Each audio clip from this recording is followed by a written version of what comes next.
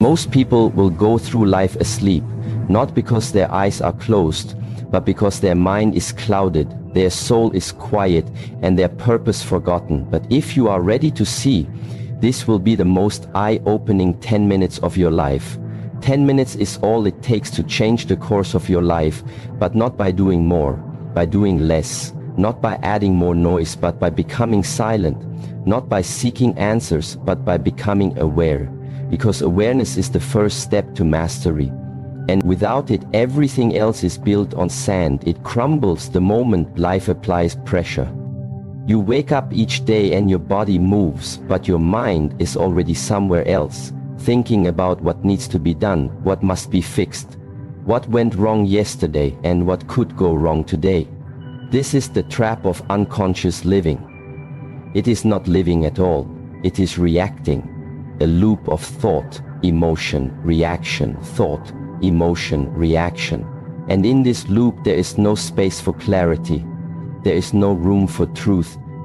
To master your life, to truly walk the path of power, peace and purpose, you must first wake up from this automatic behavior.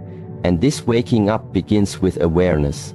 Not the kind of awareness that comes from reading or listening, but the kind that arises when you sit still and look within, when you observe the breath entering and leaving your body, when you feel the weight of your presence in this moment, when you notice how much tension you carry without realizing it. The body holds memory, the body holds truth, long before the mind admits it. But most people are strangers to their own bodies. They live in their heads, caught in thought after thought, never once asking, who is it that is thinking these thoughts? Never once questioning if those thoughts are even true. When you bring awareness to your physical body, to your posture, to your breath, to the way your heart beats when you are calm versus when you are anxious, something begins to shift. You stop being a machine running on habit and start becoming a witness, a conscious observer of yourself. And when you observe yourself without judgment, without labels, without the need to change or fix, you begin to see clearly. You begin to realize how many of your fears are inherited, how many of your reactions are conditioned, how many of your beliefs are not yours but borrowed. And this realization is not meant to shame you, it is meant to free you, because only when you see the pattern can you begin to step out of it. Mastery is not about control. It is not about force. It is about understanding. And understanding only arises through awareness, through watching closely with patience and humility, not trying to dominate your mind, but learning how it moves, how it shifts, how it pulls you into illusion again and again. The true martial artist is not just someone who can strike with precision, but someone who is fully aware in every breath, in every moment, in every action. Nothing wasted, no movement unconscious. That is why in Shaolin training we begin with the breath, with standing still before we ever move, because the stillness teaches you more than motion ever will.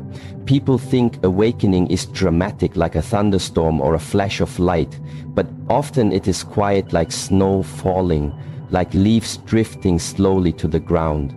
It is the sudden realization in the middle of an ordinary moment that you are here, that you are breathing, that you are alive, and that you were asleep all this time. And in that moment, something ancient in you reawakens, a wisdom that was buried under layers of identity and noise and distraction. And suddenly you see with new eyes, you see that nothing outside you has ever truly controlled you. Not your job, not your past, not even your pain. What controlled you was your unawareness, your lack of presence. That is why the most powerful man is not the one who dominates others, but the one who has mastered himself. And this mastery begins not with doing, but with seeing. Seeing the ways in which you sabotage yourself, the ways you lie to yourself, the ways you run from silence or from boredom or from truth. Seeing the subtle ways your mind pulls you away from now. And once you see it, you cannot unsee it. You cannot go back, not truly, because the truth once seen changes you. It creates a fracture in your illusion, and through that fracture, light enters. Every day you are given 1,000 chances to wake up, to notice, to remember. Even as you walk, even as you eat, even as you listen to another person speak, awareness is always available, but most miss it because they are always looking for something else, for the next, for the better, for the more. But what if you stopped looking? What if you just became still just for a moment and asked, what is really here? What am I running from? What have I been unwilling to feel? This is not philosophy, this is practice. This is not theory, this is truth.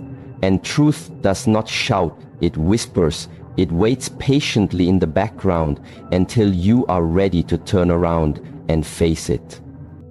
And when you do, you will not find a monster, you will not find weakness, you will find clarity, simplicity, silence, and in that silence you will find strength.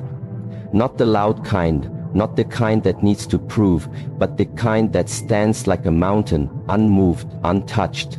So let these 10 minutes be the beginning of that awareness, not by adding more to your life, but by subtracting, by simplifying, by observing. Begin with your breath, begin with your feet on the ground, begin with the sound around you.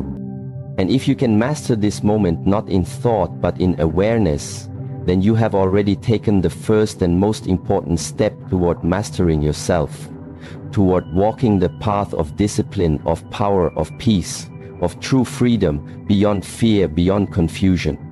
The most eye-opening moment of your life is not something that happens to you, it is something you allow. It is something you choose. It is a returning, not a chasing, a remembering, not a seeking. It is when you stop everything and simply become awake to what is here. That is where all mastery begins and where all illusions end. You speak of wanting to grow, of wanting to become powerful, disciplined, wise, but wanting is not enough. Desire is not enough.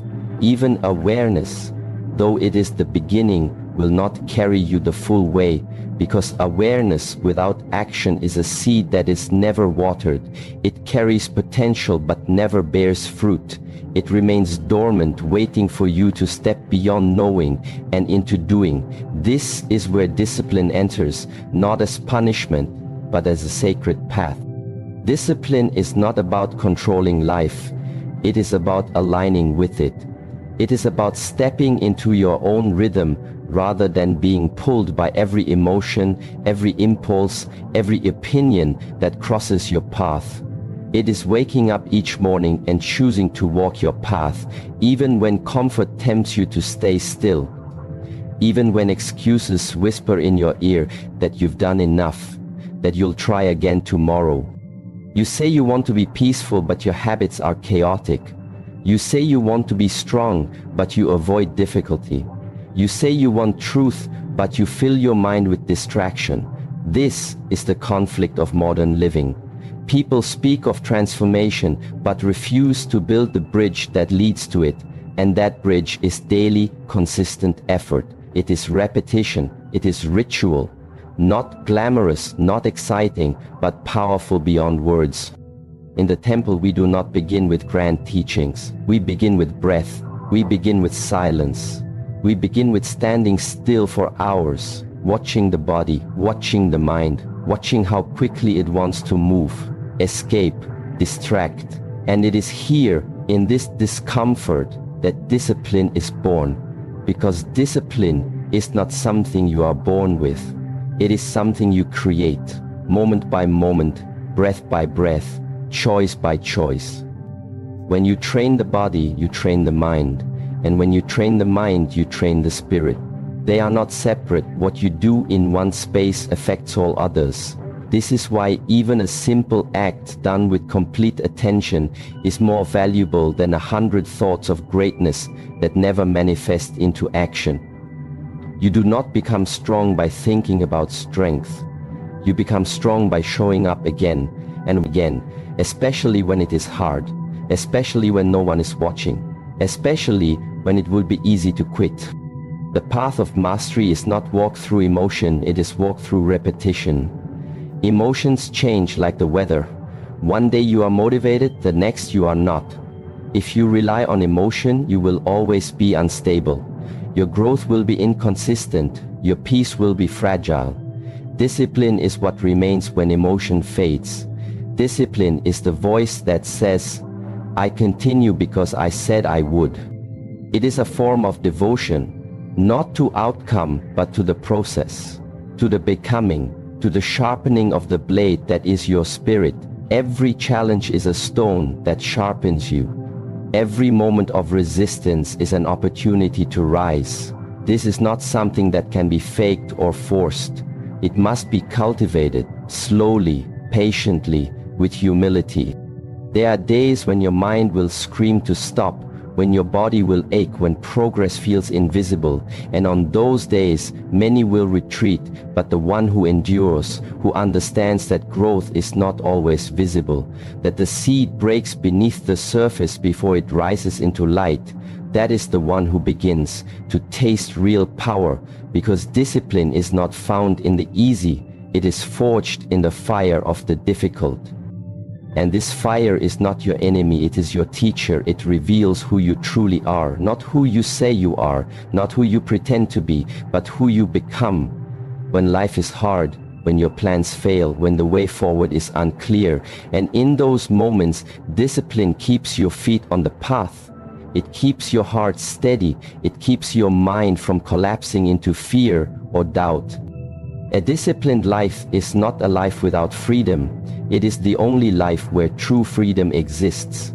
Because when you are disciplined, you are no longer a slave to your desires, to your moods, to your environment. You move with intention, with clarity, with inner strength that does not need to shout, that does not need to prove, that simply is. You begin to carry yourself differently, not with arrogance, but with quiet confidence, not with control over others, but with mastery over yourself. You become reliable, not just to others, but to yourself. And this is where true self-respect begins. Not in achievement, but in consistency, not in applause, but in integrity. When a man is disciplined, he no longer chases, he builds. He no longer reacts, he responds. He no longer fears failure because he has faced himself 1,000 times in silence, in stillness, in sweat. And in those moments, he has learned that success is not an event. It is a pattern. It is built in the mundane, in the overlooked, in the early hours and late nights when no one sees but the self. So when you speak of wanting to change, of wanting to elevate, do not look for shortcuts. Do not wait for inspiration. Do not ask for motivation. Look at your daily rituals. Look at how you rise, how you train, how you eat, how you rest. Look at whether you honor your word to yourself, because this is where power is created, not once, but over and over until it becomes who you are. This is not easy, and it is not meant to be easy. It is meant to be transformative, and transformation requires discomfort. It requires sacrifice. It requires walking away from what is easy and towards what is meaningful. And that journey begins with a single decision, not once, but every day. So now the question is not what you want, but what are you willing to commit to? What will you show up for? Even when it hurts, even when you're tired, even when no one is watching. Because the one who lives with discipline does not need to seek power, he becomes it. You have spent so much of your life chasing things outside of you, chasing approval, chasing status, chasing pleasure, chasing identity, hoping that if you gain enough, if you accomplish enough, if you build enough, something inside will finally feel complete. But what you must understand is that the more you chase, the more you forget the self. The more you run, the more distant you become from the only thing that was ever real. The illusion is convincing. It is loud. It is bright. It pulls your senses outward. And before you realize it, you are caught in a web of expectations, labels, roles, opinions. You forget who you are, and instead you become what others see or what you want them to see. But this image is not real. It shifts constantly. It depends on praise on validation, on being liked. And because it is not rooted in truth, it is never stable. So you begin to feel the anxiety, the pressure, the exhaustion that comes from trying to hold together something false, something fragile, something you secretly know is not you. And the harder you try to maintain this image, the more disconnected you become from your own heart, from your own silence, from your own essence. And this is why so many people feel lost, not because they lack direction, but because they have become strangers to themselves. To return to the self, you must first detach from the illusion, not through rejection, not through hatred, but through seeing, simply seeing clearly that what you have been chasing cannot fulfill you, that what you have been identifying with cannot define you, that who you truly are has nothing to do with your achievements or failures, with your history or your future, with how others see you or what they say about you. You are not your body, though you must care for it. You are not your thoughts, though you must observe them. You are not your emotions, though you must feel them. You are the awareness behind all of it. You are the still presence that watches without judgment, that listens without resistance, that exists even when everything else fades. This is not a concept to be believed.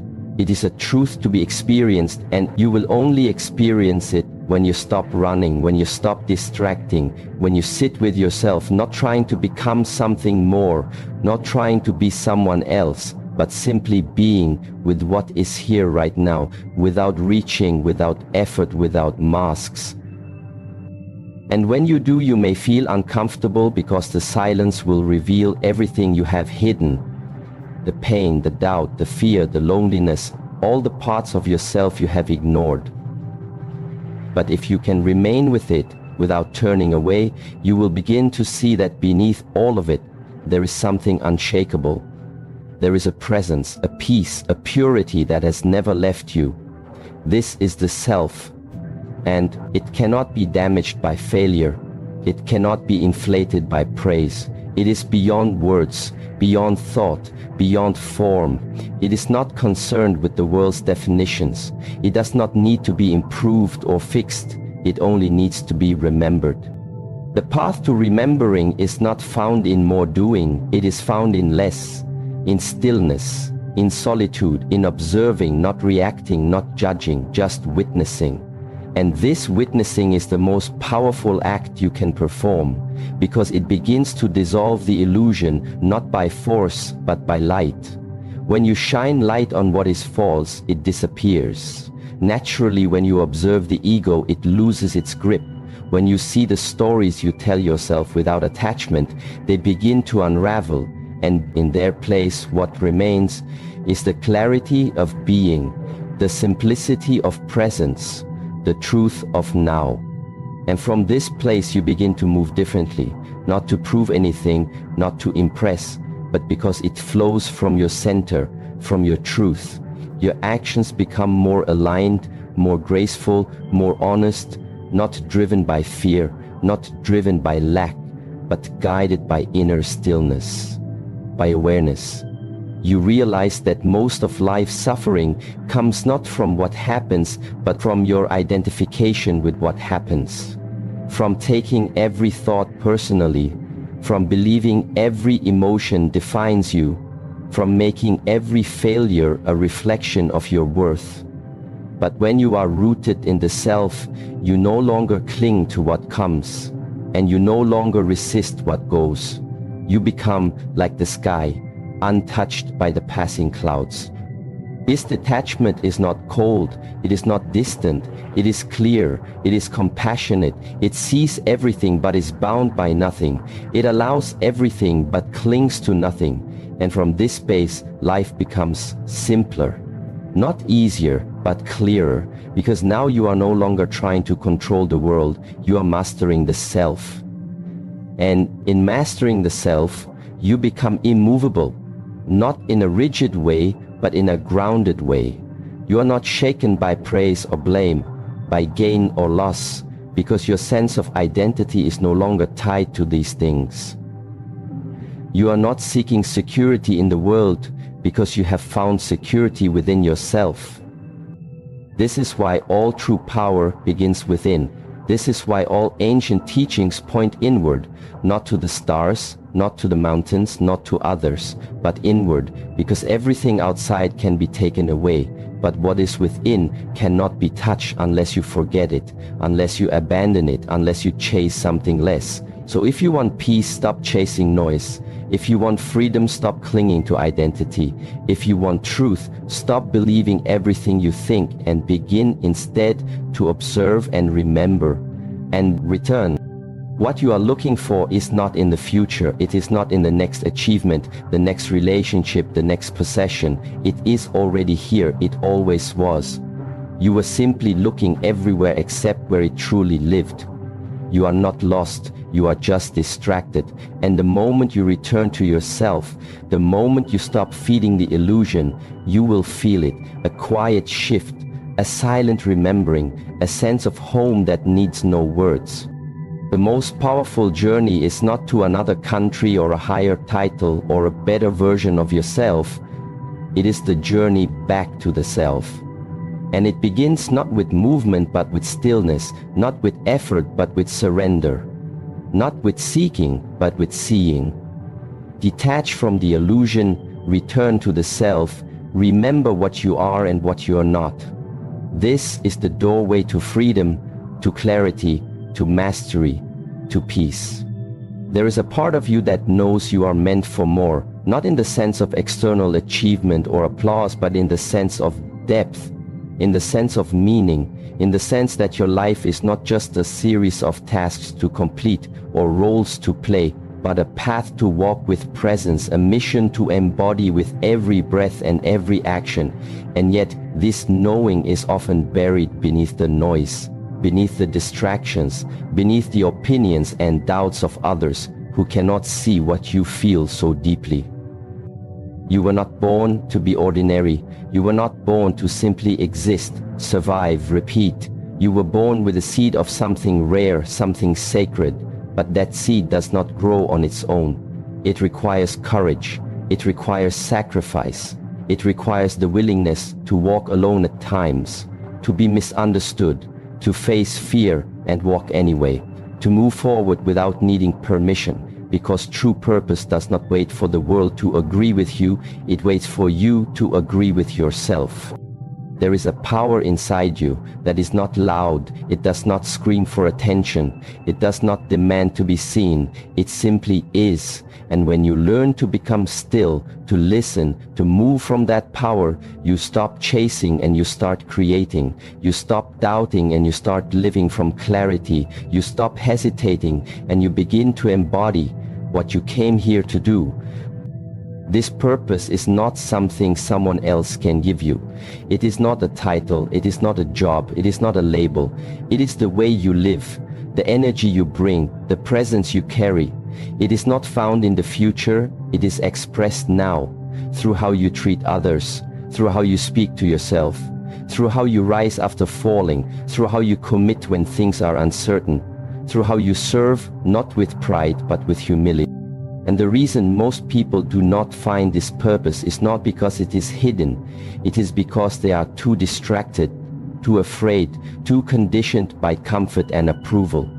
They trade their soul for security. They trade their fire for fitting in. They wear masks for so long they forget there was ever a face beneath them. And in doing so they become hollow, successful perhaps on the outside but empty within. You must ask yourself, what are you willing to give up to live in alignment with your truth? What habits, what attachments, what false identities, what illusions are you willing to let burn so that something real can emerge? Because something real cannot emerge while you cling to the fake. Something true cannot rise while you serve the lie. The journey to your purpose is not a straight path. It is not clean or easy. It is filled with moments of darkness, with tests, with silence, with pain.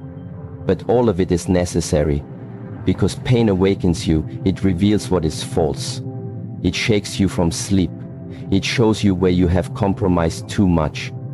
It forces you to go inward, to reflect, to change, not in bitterness but in awareness, not in anger but in clarity. When you are tested, do not curse the test. Become worthy of it. Rise to meet it with stillness and strength. Understand that the greater the fire, the purer the gold. If you want to embody something rare, you must endure something rare, not as punishment, but as preparation. The more pressure you withstand, the more potential you unlock. Not through force, but through surrender. Not through control, but through trust. And trust is not blind. It is not passive. It is active. It is a choice you make in every moment to stay on your path, even when you are afraid, even when you are tired, even when the results are not clear. Because trust is what moves you from trying to being, from hoping to knowing, from wanting to walking.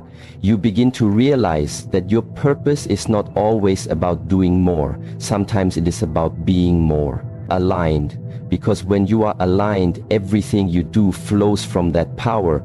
And when you are not aligned, everything you do drains that power. Purpose is not a thing you achieve. It is a state you live in. It is your natural state.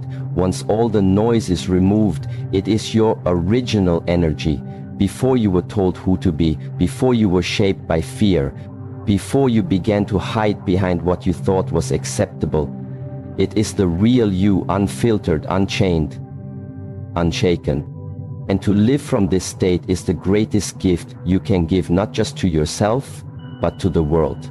Because the world does not need more copies, more noise, more shallow success. It needs people who are awake, who are brave, who are free, who live with depth, who speak with clarity, who act with compassion, who stand in truth even when it is difficult. But this path demands everything from you. It demands that you stop waiting, stop blaming, stop pretending. It demands that you wake up to your own strength, that you own your choices, that you hold yourself to a higher standard, not from ego, but from devotion to something greater than comfort, greater than fear, greater than the self. So now the question is not what do you want to do, but who are you willing to become? What are you willing to give your life to? What will you look back on and say, I gave everything to this, not because I had to, but because I chose to, because it mattered, because it was true. Do not waste this life chasing shadows, chasing approval, chasing things that fade. Return to what is real. Return to what calls you in silence. Return to the still voice that has never left you, the one that whispers, not of fame, not of glory, but of meaning, of alignment, of peace. The most eye-opening moments of your life will not come when the world sees you. They will come when you see yourself clearly, when you remember why you are here, when you stop being who the world wants and start becoming who you were born to be. And from that moment forward, everything changes. Everything awakens, everything begins. So these 10 minutes are not about information, they are about transfer, about remembering what you forgot and awakening to what you truly are. Not tomorrow, not someday, now. Because now is all you've ever had.